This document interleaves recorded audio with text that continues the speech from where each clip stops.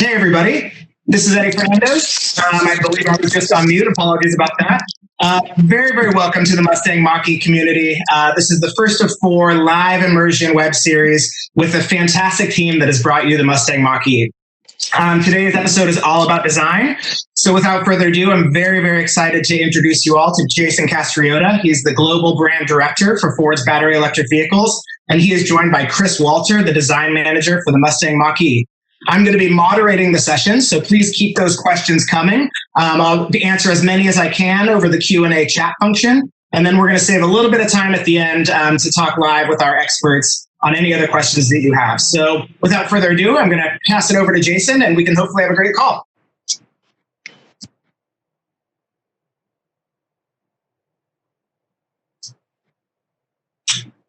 On to you, Jason. Hey everybody, off mute now. Great to have you all here with us today. As Eddie mentioned, Chris Walter and I are going to share with you the creation story of the Mustang Mach-E. Chris and I embarked on this journey in the summer of 2017, and we're here to give you really the behind-the-scenes look at how we came to design the vehicle and how we really brought a new Mustang to life. So with that, Chris, why don't you say hi to everybody? Hey everybody, thanks for joining. So we're going to jump right into it. I'm going to share my screen here.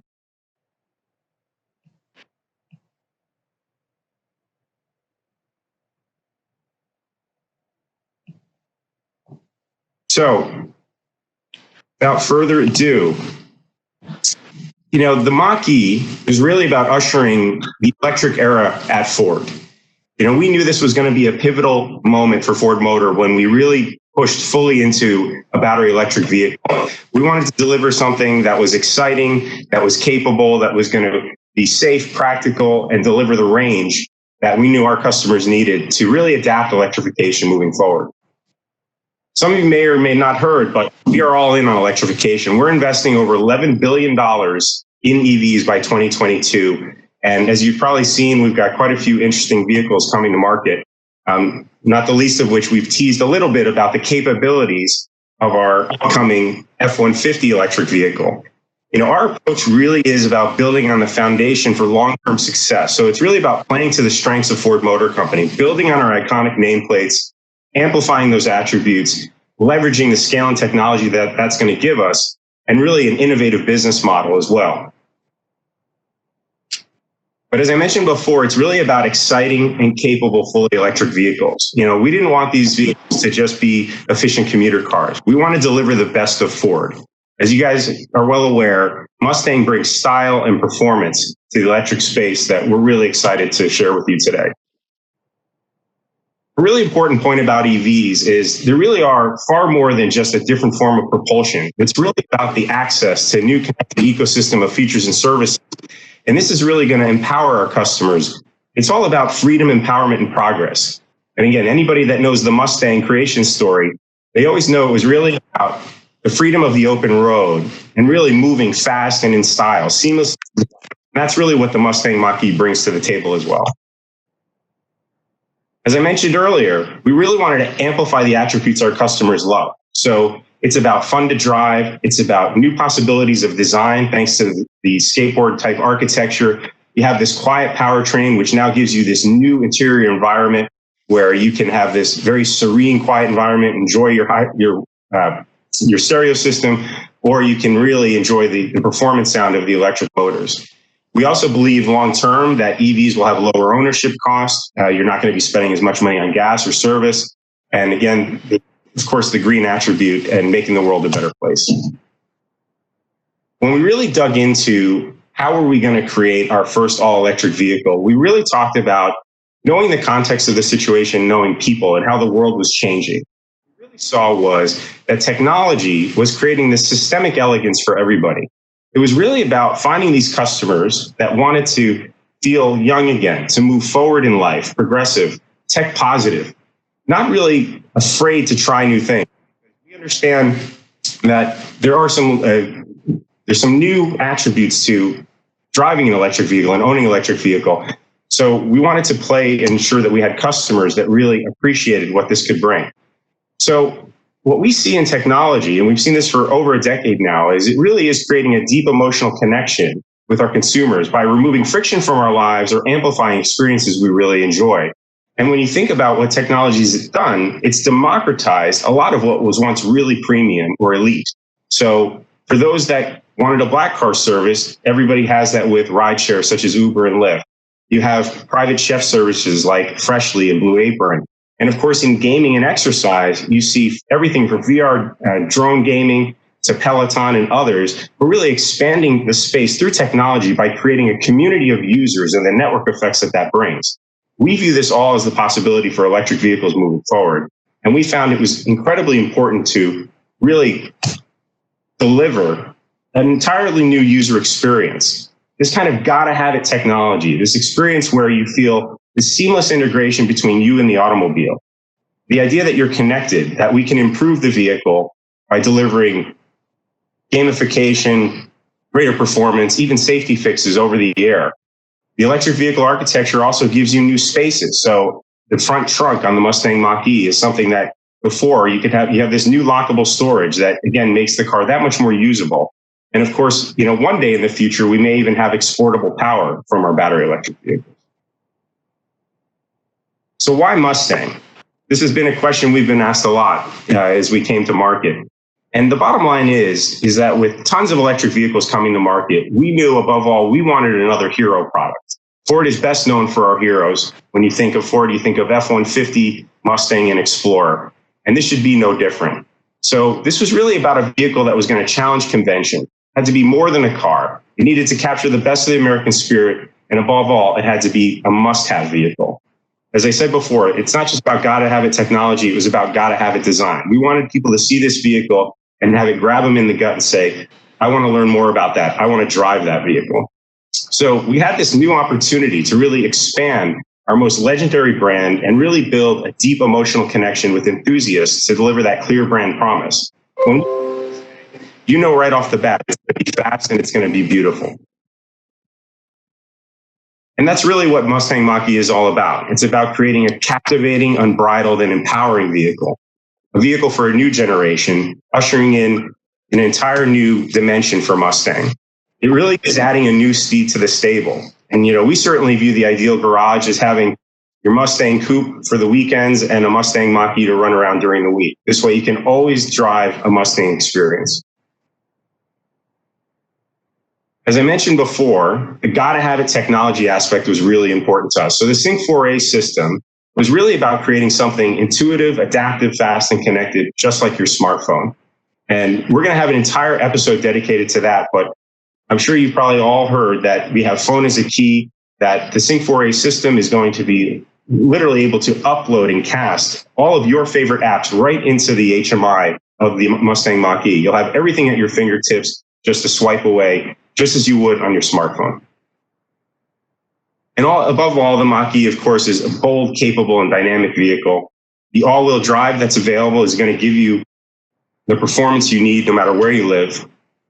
As I mentioned before, new ample space for your gear, and a really open, spacious interior that you can really share it with your community, your tribe, your family, your friends. The usability factor of the Mustang Mach-E was truly important to us. One of the most challenging aspects of the Mustang Coupe is sometimes people's life stages change and a 2+2 or a smaller two-door coupe doesn't fit their lifestyle anymore. The fact that we can offer Mustang performance, Mustang design, and heritage into an all-new vehicle for everybody was really, again, a game changer for Ford.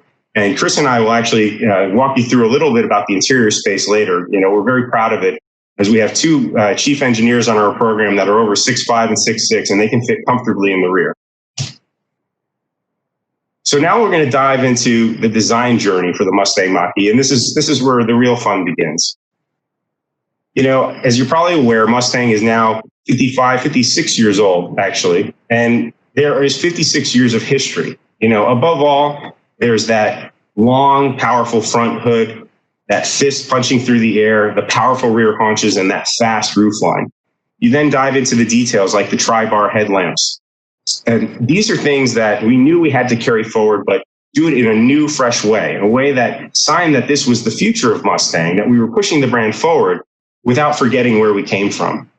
But the added challenge to this program, of course, is we were taking what has been traditionally, again, for over 55 years, a two-door coupe body style and pulling it into a four-door SUV body style.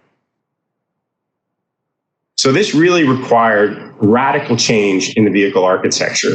When we started this program years ago, the initial concept was to do an all-electric SUV.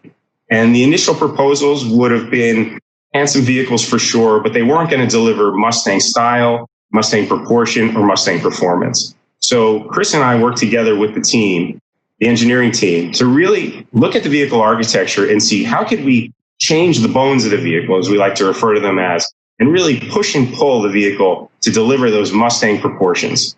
And all of this had added benefits for the interior space and also for the battery, allowing us to pack a larger battery in, larger motors in, which would give us the range and the performance that we knew we needed Mustang to have. So, Chris, why don't you jump in and let's talk a little bit together about how we pushed and pulled the architecture together with the engineering team to ensure we got that Mustang aesthetic. Okay, thanks, Jason. Like Jason said, proportions. It's the language of car design, and when you've got beautiful proportions, it's really the first thing that you want to try to nail down because it makes your job so much easier, right? But so Mustang's got great proportions, and we talked about the shark nose up front. We talked about the long hood. Right. We talked about the short overhangs. We pushed the front wheel forward. We pushed the rear wheel back. Jason talked about the fast roof line. So it's got this kind of a curved, uninterrupted roof rail that runs all the way back. But, it's very clever on what we did to retain rear occupant seat space, but from a nice design trick and the way we executed the product, it looks has a nice coupe silhouette. So, all these things, right? Even when it comes to, you don't see it in the side view graphic, but if you think about the rear haunches, we really tried to accentuate the width. These are all Mustang things, right? So I forgot to mention the A-pillar. We pulled the A-pillar back. So, again, like Jason said, what we started off with, it was probably going to be a fine car, but, it wasn't going to make that statement. It wasn't going to have the guts. Yeah, it's a great way of putting it. As Chris mentioned, it's the aggregate of all these design and architecture changes that really give us the proportions, those supermodel proportions that Mustangs have to have. And, the end result, as I mentioned, also gave us greater interior space and greater battery range and performance. So it was really a win across the board for the program. And, the other thing is that once we knew we were really able to deliver Mustang performance, then the excitement, the enthusiasm around delivering our first all-electric vehicle as a Mustang just got turned to 11. So we're going to walk you through a little bit about the initial, what we first called Mustang-inspired proposals, but these actually became very quickly the Mustang Mach-E proposals. And when I started out with this program, I was actually originally the chief designer, and Chris was my design manager. We started out with three main directions. And one was really about, again, playing to that idea of how do we really move Mustang forward? How do we build a far more progressive, fluid aesthetic that we know younger customers in particular were going to really appreciate, and that would begin to move Mustang to a new generation of buyer.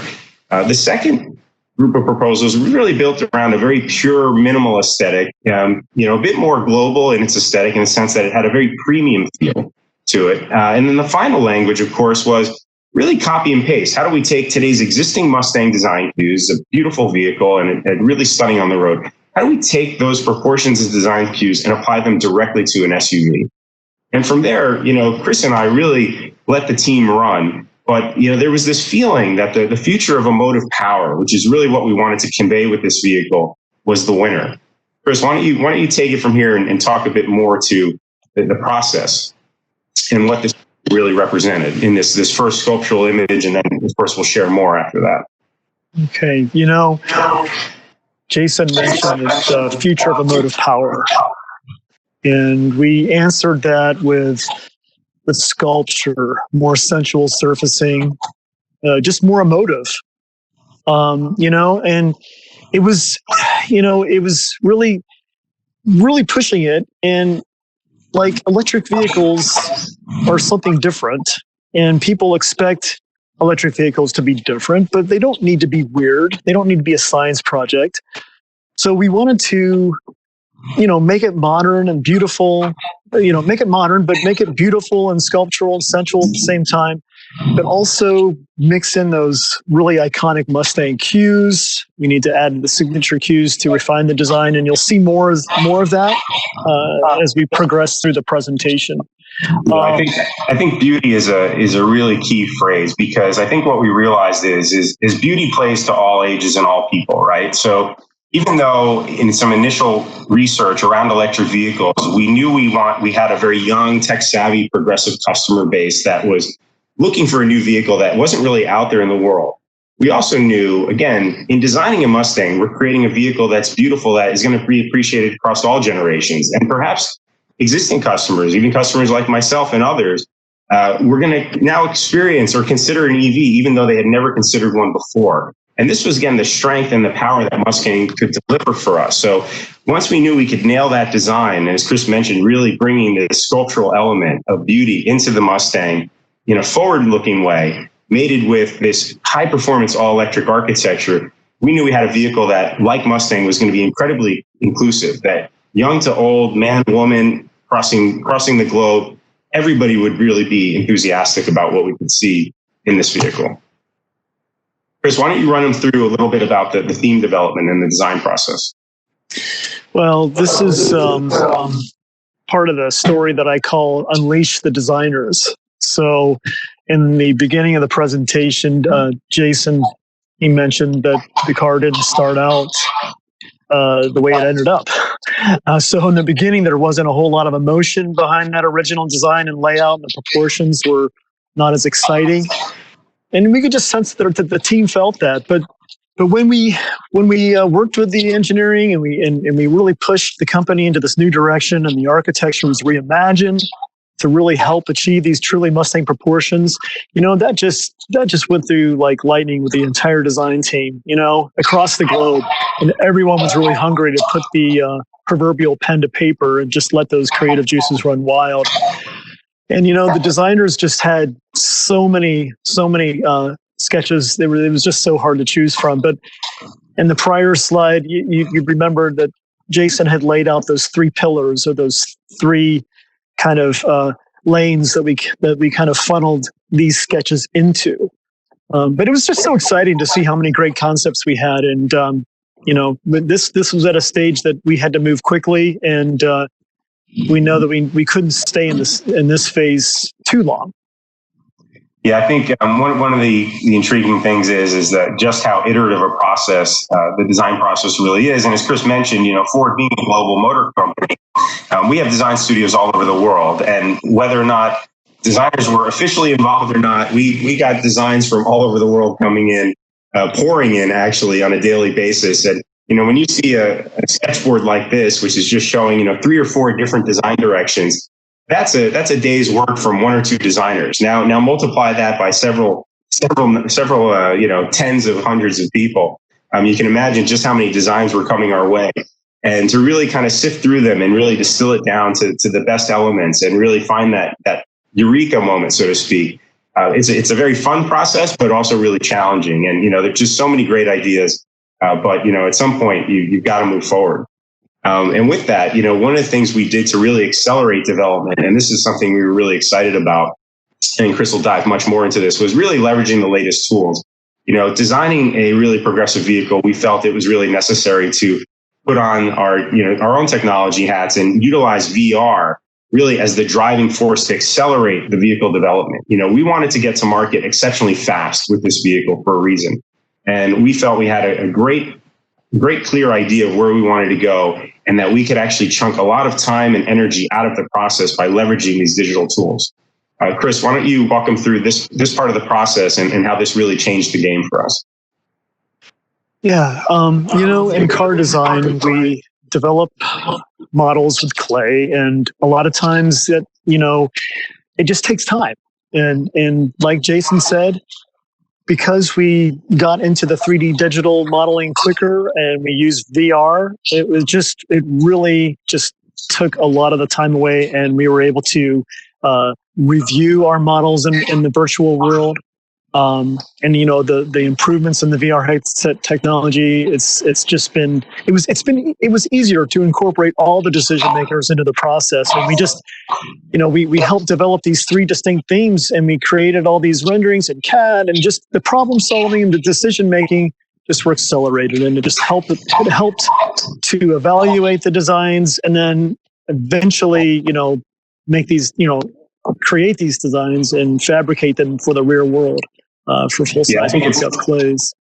It's really critical to note that what working full time in digital gives you is that ability to overlay engineering together with design at all times. So, when we think back to a couple slides ago when we were sharing that kind of push and pull of the vehicle architecture, there's scores of engineers working on trying to make sure that the vehicle is structurally safe, that it's going to be dynamic in its drive, everything's going to be as light as it can be. But be strong. So the fact that we could work with them hand in glove, millimeter by millimeter, as we continue to stretch that wheelbase or lower the roof or pull that windscreen rearward, these were all tremendous cost and time saving tools for us. So really added value across the board. And our young design team really did a fantastic job of learning new programs, new tools, and immediately applying them. And it's just been a fantastic growth process for everybody involved. Chris, why don't you take them through this moment here? Well, like we said earlier, we were working all these models in CAD and VR. This was the time that we actually went into the physical realm, and we modeled these cars, cut these cars on the mill in clay, and dressed them up for a presentation to our design leadership and management in the company. And this was a beautiful day at the design headquarters out in the courtyard. And this was September. So we started the new design process in July. So here we are just a couple months later. And because of those tools, those digital tools we were using, we had 3 full-scale design models to present to our senior leadership. Yeah, you're right, Jason. I mean, it really cut out a lot of time. Usually this was a process that would more than likely take maybe even 6 to 8 months. But it seemed like we did it in the span of about 3. It was really quick or less. So, and again, the VR and the CAD development, it got us to a point. This was now to the point where we started to, you see things in real life and other things pop up, and you visually see things, and you're able to make more decisions, and, maybe a little bit of this on that. And, from one design for another design, as far as elements, you know what I'm saying there. But, this was a really eye-opening day for us, and it kind of pushed us in a direction, didn't it, Jason? It did. I think the shock for us, and I'd love to have you weigh on this for the audience as well, is I remember coming into this, and you and I were on the same page. We wanted to push it to the future of emotive power, but we kind of figured there was going to be the leaning towards doing what was probably a bit safer, and great looking vehicles with the pure and minimal direction, and then even just taking that current Mustang language and putting it into an SUV and making a really handsomely proportioned SUV. Those are going to be winners. There's not going to be a lot of controversy around a handsome vehicle. But I think what Chris and I and the team really wanted was to really find a way to push this forward. And we were really kind of shocked. Chris, why don't you run them through what our leadership, starting with Hal and Jim Farley and others, said when they actually saw these vehicles? Well, I think they were really blown away. They were really excited because this project was a really, if you can imagine, this project was really hard for a lot of folks to get their head around. We mentioned all electric Mustang SUV, and where it's never been either one of those things before. But I think when we had these models in the courtyard, and you could tell the excitement, you could see that people were starting to get it. And it started playing into that narrative that you started out with, Jason, about a new hero. and how we can stand out in the crowd. And that really, I think, was, it's really, this product, I think at that moment in time, our management started understanding that this is going to challenge the status quo in the EV market going forward.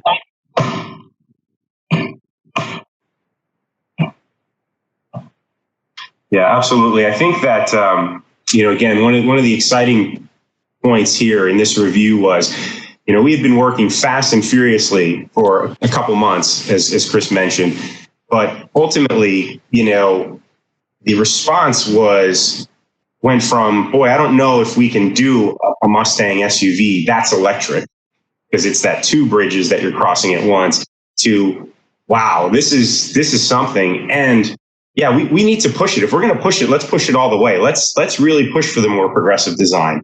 And, that for a design team is about as exciting as it gets. So, we came out of that presentation. I'm sorry, I'll switch back one more moment here, where we really, as a team, believed in the future of motive power, but we knew we needed to bring in a little bit more of today's Mustang. And so that pure and minimal proposal in the middle really became married with the future of motive power to create something that we felt was really strong. And, Chris and I, right after this review, we sat down with a couple of the designers that were directly involved with those models, and we spoke to them.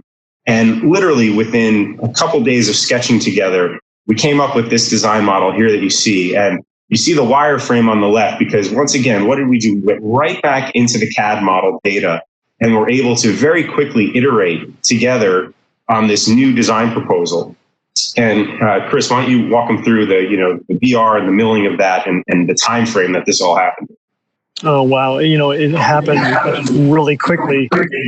So the future of motive power, that was the theme, like Jason said. We just felt that it was a good balance. Back into the CAD, back into the VR. We had something that we liked. We felt that it had the spirit to look to the future and beyond, and we milled it out.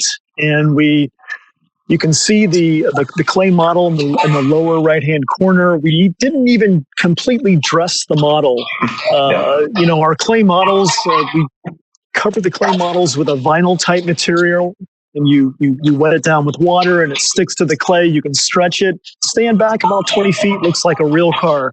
So we just did the body side. We taped a few graphics. We got the graphics of the side glass, the BLO, and the roof line. We stood back, and that was like our eureka moment. We were like, okay, so this is the car. This is it. That was the moment. I remember we literally decided to mill the car on Wednesday because we have I had a standing review with Murray Callum, our design VP. And I said to Chris, we got to get this in front of Murray right away. And Friday, and that was a nice Friday fall day, very early October. So just a couple weeks after really that presentation out in the courtyard in late September. And, we showed a half finished, half dyno, model to Murray and the design leadership. And everybody agreed, this is really the way to go. This is it, guys. We're onto something here. And from there, it was really about all the refinement that had to go into it. Once you get over that hump of what is this, what is thematically the main design, then it's really into the weeds of the refinement. And that's a whole new fun process unto itself, because at this point, you're really featuring the iconic details of Mustang. So this is going to have ramifications not just for this vehicle, but also in the next generation of Mustang Coupe. So Chris, walk them through how you led the team to really deliver and just turn this vehicle to 11 with the great detail work and the refinement that went into the design from that point.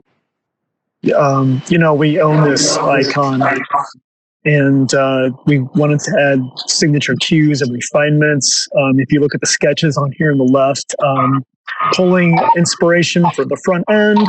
If you look at the details on the headlamps, it has a tri-bar motif, much like the tri-bar motif on the rear lamps. So it's a theme that runs from the front through the rear of the car. The rear end graphics, again, just the wide rear stance. Look at the implied grille, the sketch that inspired the front end of the vehicle. we called that kind of our implied grill shape. It was kind of we dubbed it the horse collar, and it's kind of this disguised grill motif. It also frames, the new and the fresh take on our classic running horse or pony. So, again, it's an electric vehicle. So it didn't need per se a grill. Again, looking into the future, trying to work it out with emotional and sensual surfaces. And it's also a smooth, clean surface up front. Delivers great aerodynamics.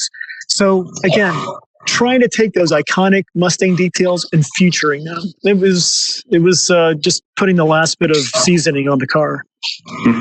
Great way of putting it. So, this really brings us to what became the final theme model. As I mentioned before, Chris rightfully called it the Eureka moment, that clay model that we milled really quickly, and then adding some of the character of the detail work that the team was doing. This is when the car really took shape. And this was the first time in this form here that we actually showed it to the most senior leaders in Ford Motor Company, including our CEO and president. So, this was an exciting moment, and showing a new red Mustang is always a great way to get your top leaders' attention. There was no doubting at this point we had a winner, and we needed to push this forward. And from there, the design just continued to be refined. Chris and the team did a phenomenal job of really giving, what we refer to as almost giving love to the surfaces. Really tremendous care and sensibility. Because great cars, there's that old adage that, you want to wash them yourself, right? You don't want to throw it through the car wash. You actually want to take the time and care to actually, have this relationship with your vehicle. And Mustangs are one of those iconic vehicles that, we know that our Mustang owners and fans really appreciate them. When you drive the car and you put it away and you start walking away, you turn back and look at it again. And that's something that we knew we could really bring with the Mustang Mach-E. Chris, why don't you walk them through in this final iteration, the proportions that we showed in that early side view sketch, and also talk a bit more about the rear passenger space and the magic trick that we pulled off there. Sure. We started with beautiful classical proportions. Mustangs. We talked about the long hood, short rear deck. You see it here. It's if you look at the center line across the top of the vehicle, you'll see that the blacked out roof area is in contrast to the roof rail, and this really provides that great rear occupant headroom, and it's designed over this SUV architecture. But just like I said, that roof rail, it provides that really sleek profile that one would expect. We talked about the large smooth glass area on top. On a lot of models, you could get the panoramic roof. You've got the natural light giving the occupants more feeling of spaciousness and utility. If you look at the body side, we've mentioned that a million times with the emotion and the sensual sections, but these deeper drawed sections, they just really add the drama with the light and shadow. When you see this vehicle outside, it's just the way that the natural light plays on it. It's beautiful.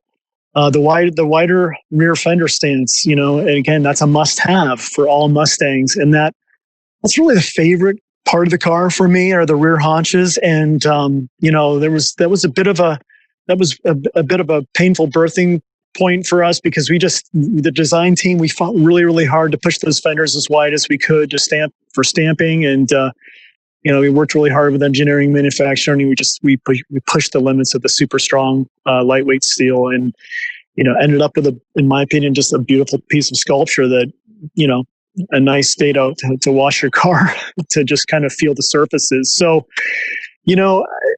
it's, what else can I mention other than, if you talk about the sculpture and the body side, you have to mention the sculpture in the hood. It has the feeling of a very characteristic Mustang hood, I guess, or you could say, or a frunk, but it's got those sections in the feel, but it's created in a new, fresh approach.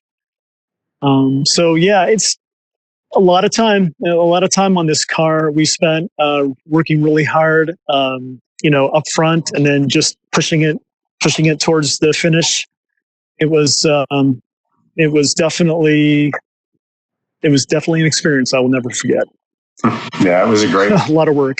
I think, it's funny, Chris, for you, I know the rear is your favorite. For me, it's the front. And I think because, the front had to redefine that fist punching through the air for Mustang. And, with Mach-E, we talked about it as a fist kind of punching through water, meaning that it had to be sleeker, more aerodynamic, more fluid, and yet still have power. The other challenge is that unlike Mustang, there's no traditional power dome because there's no engine under there. There's a motor deep in the chassis, but it's not, coming up through the hood as you would have on a really powerful Mustang like a GT500.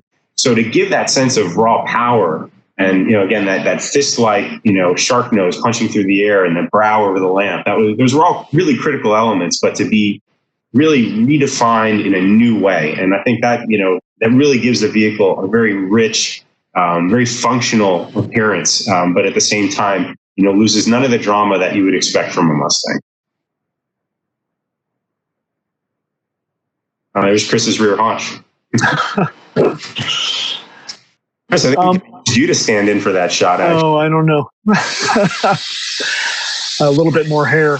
No, but the tri-bar, we always talk about those tri-bar tail lamps.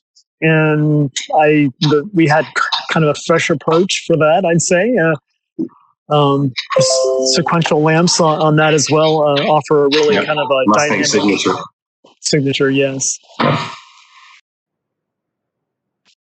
And that's kind of concludes the story of how we got there.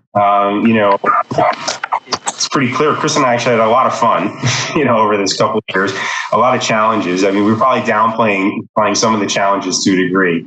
Birthing a new Mustang after 55 years of a history of a phenomenal coupe, crossing double bridges was really, a unique professional challenge, personal challenge for all of us. And, we couldn't be prouder of the team, of the company, of the trust we were given, the opportunity we were given, and above all, the results that we now share with you today. And, really with that, we are open for Q&A. Why don't you take it from us? I would be happy to. We've had lots and lots of great questions. I've been trying to answer as many as I can as they come in. But we have a lot of great ones that I think would be perfect for you two to answer live. We're also joined by Jason Mays, Electrification Marketing Strategy Lead for Ford, and then Ron Heiser, who's Mach-E's Chief Engineer as well. So some of the questions I think off the bat, and I think this one could be for Jason and Chris. Quinn asks, what was the brief you got from Ford? Did they say, build us a BEV Mustang, or did that emerge as part of the design process? And then Rigby also kind of commented on that, if we had a North Star of design as you were developing Mach-E. Could you guys elaborate on that a little bit? Yeah, I'll start, and then I'll let Chris weigh in as well. So this project, let's say this, the initiative to do an all-electric vehicle started actually before I was even at Ford Motor. It started in late 2014, and good friend and colleague Chris was actually on the program from 2014.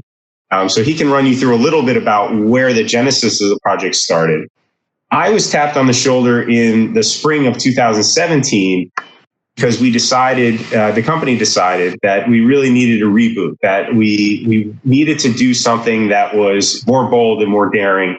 And Chris and I were put together and we were thrown in a room with a couple of other key individuals, Ron Heiser, our chief engineer, Susan Pacheco at the time was our, advanced customer research lead, and a couple other players on our team. I think there were 6 of us all together, and we called it an energy room. And what we did was we really brainstormed around how could an all-electric vehicle really change Ford, and how could we grow our customer base, deliver something really special that our today's customers would love, that people who maybe before hadn't considered Ford would also love. And, amongst the many meetings we had in a really intense kind of late spring into early summer, we just kept realizing that this thing has to stand out. It has to stand out. It has to stand out from the crowd. It can't just be another electric vehicle that comes to market. It can't just be a city commuter. It can't be a science project. we were understanding that the trends of the world were showing us that people wanted a hyper-connected car. They wanted to move fast and easy. They wanted to look good doing it. They wanted to change the world. They were being rebellious, but being rebellious in a new way.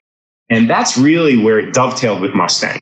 When we thought back to the actual genesis of Mustang, Mustang really was about people wanting to hit the open road and feel fast and free. And this was really that happening all over again, 50 plus years later, but being slightly redefined by a new generation. And that's when we really realized, Chris and I looked at each other one day and I said, Chris, you need to kind of bring some Mustang into this.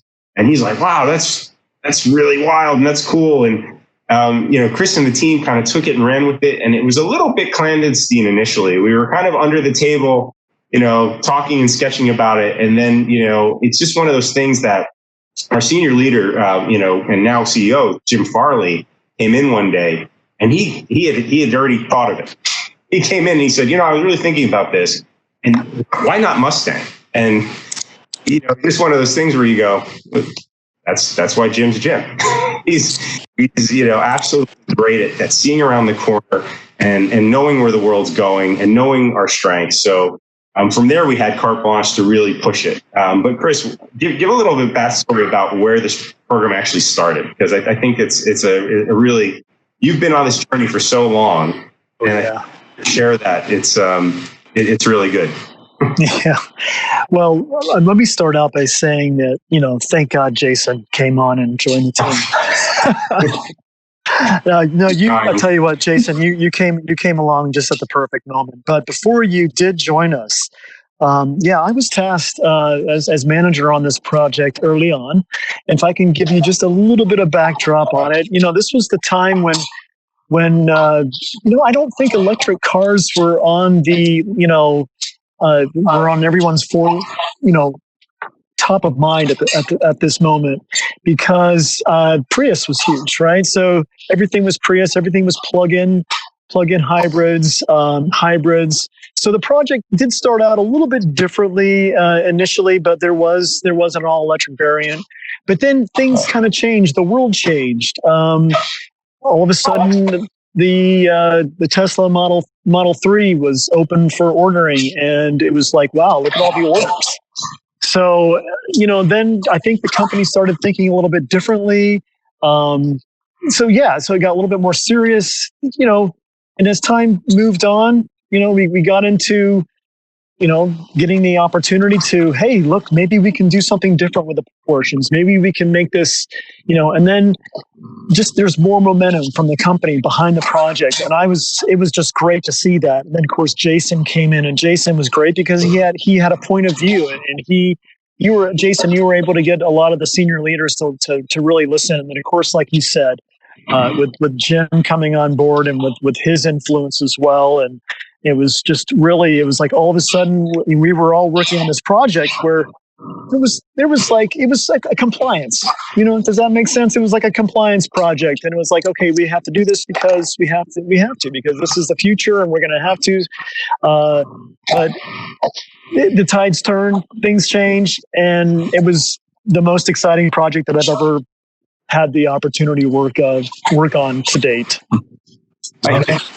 I think another interesting point, we'll move on to another question, is that every car is such a big investment, and it's very easy to continue to do what you're doing. It's very hard to do something new sometimes. And I think that where Ford Motor has been so good, the willingness to push and different, and having those executive champions, and again, Jim Farley above all, and Hao Tai-Tang, really get behind, and then Dave Parasek as well, who was really in charge of the Mustang brand, the Icon Group, was just vital to delivering, the best that we could deliver. And when you have that leadership, everybody just ups their level of performance to another nth degree. So, and can I say something else too, Jason? I think when the Mustang became part of the story, it focused a lot of the other parts, a lot of other team members on the entire program. It's like it's like everything kind of came into focus more. It's like people are like, oh, okay, I get it now. I can kind of get my head around it. We have kind of a direction that we're moving towards. Yeah, great way. Eddie, back to you. Perfect. Yeah, we have got a lot of questions actually about that beautiful roof and the design process that's gone into that. Specifically, if the GT is going to be getting that panoramic roof, and what some of the design decisions went into that. So yeah, it was absolutely critical that we had that really fast coupe roof line. And we also knew it was absolutely critical that people could actually fit in this vehicle and use it. As I mentioned earlier, actually the number one reason that anybody ever actually gets out of a Mustang and changes vehicles, and thankfully usually they go into or something else in the Ford family, is because, unfortunately it just doesn't fit their life anymore. Kids get bigger, or they live in the Northeast or Michigan for that matter, and there's a bit too much snow on the ground in the winter and they can't really have a car parked for a couple months a year. It's that little bit case that limits the Mustang coupe or any kind of coupe vehicle.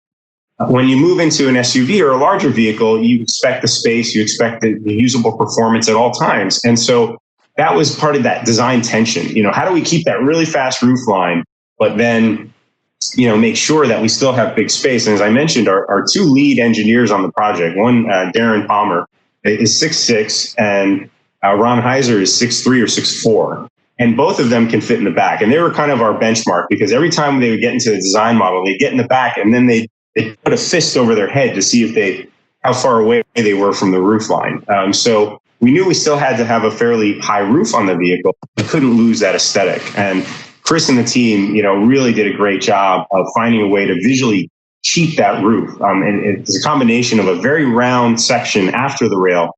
But Chris, walk them through the color division and why we really adapted that on all the models.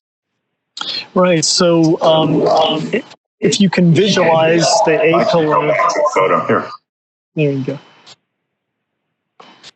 If you can visualize the A-pillar at the base of the hood, and then you run your eyes up along that roof rail all the way back. If you look above that colored portion of the roof rail, we have this kind of a roof, what would be normally called like a roof ditch in most vehicles, but we grew that section as it went rearward to make room for the section through the rear occupant. So, and again, on all models, that's finished in like a gloss black. And because of the section change and the way light plays across the roof, the rail into this roof ditch, and then of course into the actual roof itself, the change in surface, you can see the difference there.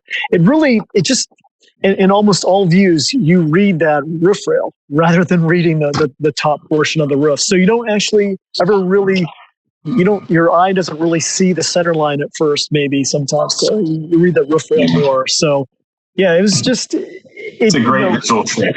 Yeah, it's just really a great visual trick. And it gives us all that passenger space, but it doesn't lose any of the drama, the speed, that coupe-like aesthetic, which actually helps to make that rear haunch look all the more powerful as well, because you get that closure of that roof line together with the power of that rear haunch. And I'll go back to photos actually, because I think you see it, particularly well here.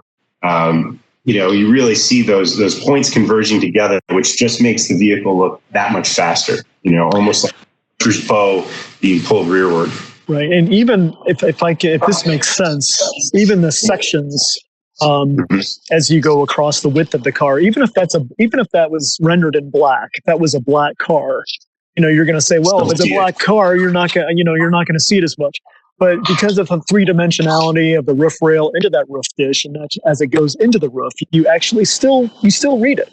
And then the way exactly, and that's a big part of this car is the light and shadow, and as you can read it right into the deep draw on the body side. So it's just the movement through all those sections. And I think, Chris, building on that, a couple of questions from David and Terry in particular. we're interested about drag coefficient and how aerodynamics played into this vehicle. Besides making it look fantastic, can you talk a little bit about that design process? Well, of course, aerodynamics, huge. Aerodynamics, very, very important. The car delivered some really, really good results, and I am still not sure if we're privy to release those. The last they're really good. Yeah, they're good.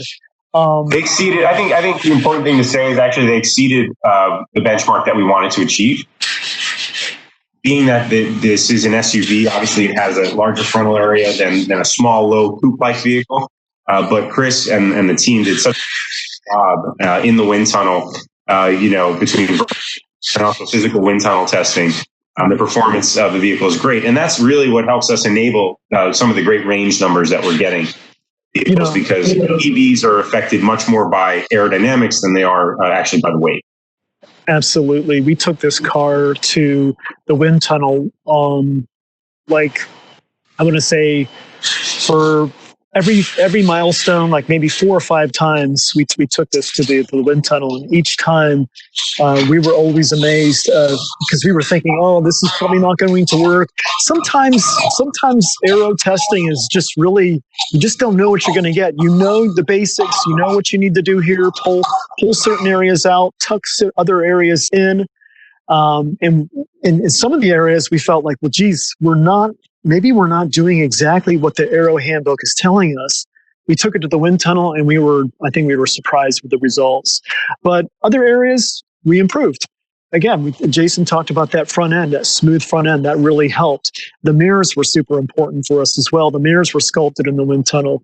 Our chief engineer, Ron Heiser, spent a lot of time down there too, so he could tell you about that as well. It was a lot of work, but it really, I think you're going to be really happy with the numbers on that. Fantastic. Now, Kay Mills and several others have also been asking not just about design of the car, but about design of their garages when they get the car and how charging is going to play into things. So maybe Jason Mays or Jason Castro, you want to talk a little bit more about how they should be preparing for home charging as they're ready to expect their Mach-E's? Sure, I'll jump on this one. Hi, everybody. So the Ford Home Connected Charge Station actually is going to be available for order later on this month on Ford.com and also through your local Ford store that you're working with. We're working with Amazon Home Services to help give you an estimate of what it might cost to run if you don't already have the line running to where the box would go and how much it would cost to hang the box on the wall. And we try to provide a national provider that also then works with the local electricians in your area. You don't have to use Amazon, but it's just a nice, easy turnkey solution if you're interested. So the charging station itself, again, available. We'll have ordering information later on this month, real soon, actually, because we're almost at the end of the month, to do it online or through your local Ford store. And we're real excited to have that available and installed about the time your vehicle will be coming home. Fantastic. Patrick and several other folks have been asking about how we chose our colors, specifically Grabber Blue, true to Mustang heritage, while also kind of branching out on its own. Jason or Chris, do you want to talk a little bit about what went into the color choices? Yeah, I think we can both jump in on that. First and foremost, we wanted to have a Mustang color palette. Even though it's an SUV, we knew we needed a couple of, gotta have it, grab me colors, Grabber Blue being one of them. And, I'm sure our fans online are well aware that it's not, a true traditional Grabber Blue. It's got a little twist. It's actually a pearlescent version of it. And it just looks absolutely spectacular. We have a couple other, very Mustang specific colors coming out for GT. And then of course, we did want to have, a nice assortment of darker shades as well, because very popular with the SUV set. Chris, do you have anything to add? Yeah, I mean, the GTs, the Cyber Orange, that's another addition. And of course we have, I think one of my favorites is the Space White, which is going to be really cool. Mine's Space. Missy and a few others have asked about sounds with electric vehicles. As you know, there's no big Mustang engine to roar. Can you talk a little bit about the decision-making process to put sound into the Mach-E?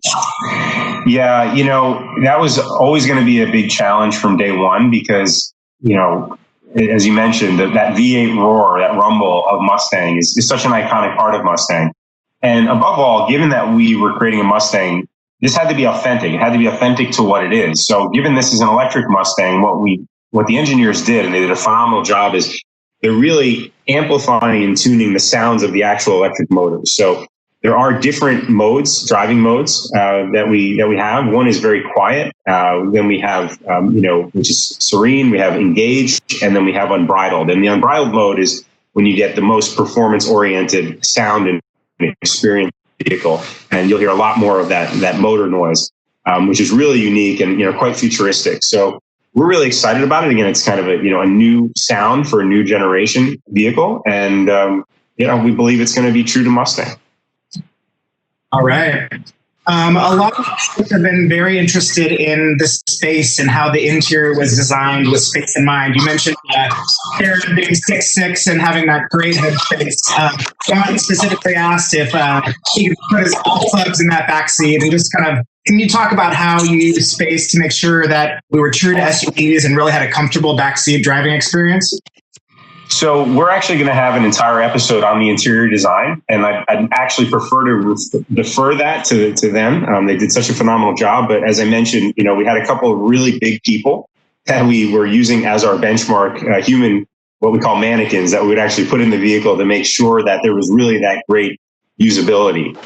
You also have the rear seats which fold, which amplify that rear trunk space, and then you have the all-new front trunk space as well. So again, there's added utility to this vehicle that is really quite surprising given its really sporty nature. And we know when we've shown the vehicle to people in person, and we've done, whether it be at auto shows or special events that we had pre-COVID, of course, people are always shocked at just how spacious and roomy the vehicle is. And I think that's going to be the most pleasant surprise for everybody that ordered the vehicle. When you really get in this vehicle, you're going to feel very comfortable. And as Chris mentioned earlier, the panoramic roof option is really critical as well, because that gives a really light, airy feel to the interior, as does the option to have that lighter colored interior.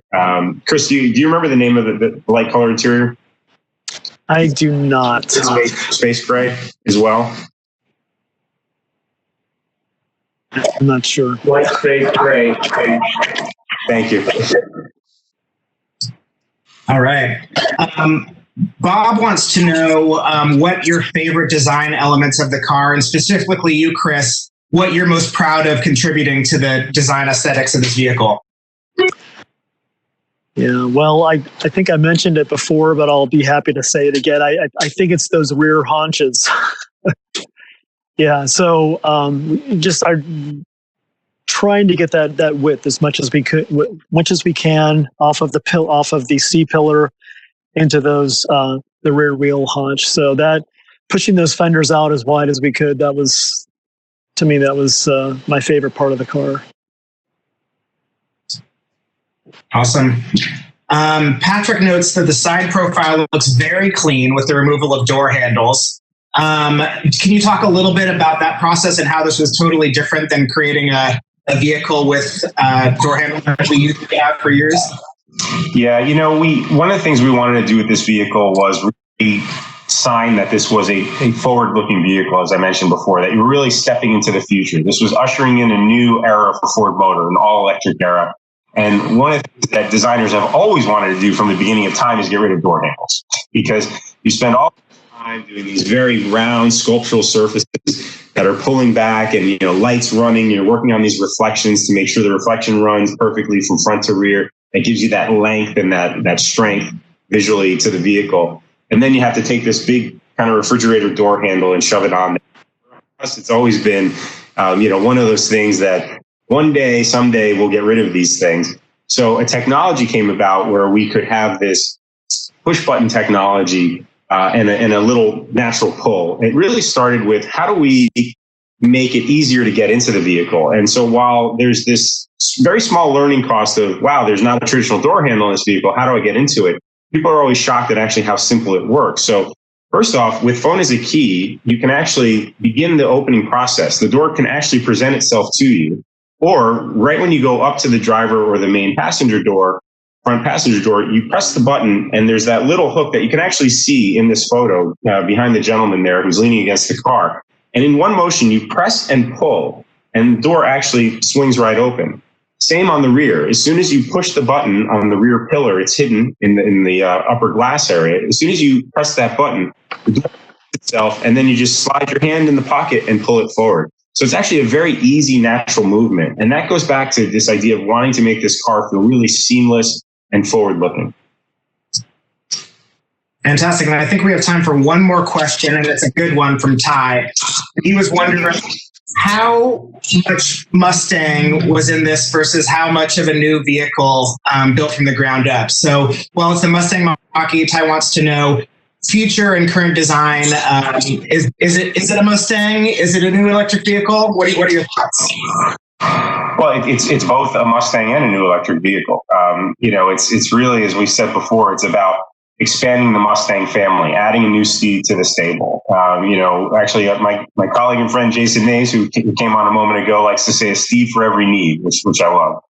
We want to really be able to offer more of what our Mustang customers love. So you're getting GT500s and these fire-breathing Mustangs on one end of the spectrum, and now we're offering a Mustang that really appeals to an even broader base of people, and/or can be mated together with another Mustang in your garage. So we're really excited about this. What this really represents in terms of Mustang design going forward. My buddy Chris over there is actually working on some new Mustangs. I don't think he can reveal too much, but who knows? Chris, I'll let you weigh in on that.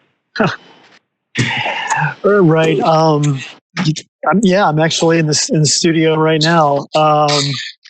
So it's the Mustang is such an important nameplate for the company. It's an American original, and it's always confronting the status quo. Right? It's got this rebellious nature, and we just, like I said earlier, I just feel like the Mustang Mach-E it has that same spirit, and it's gonna challenge the EV market in the same way.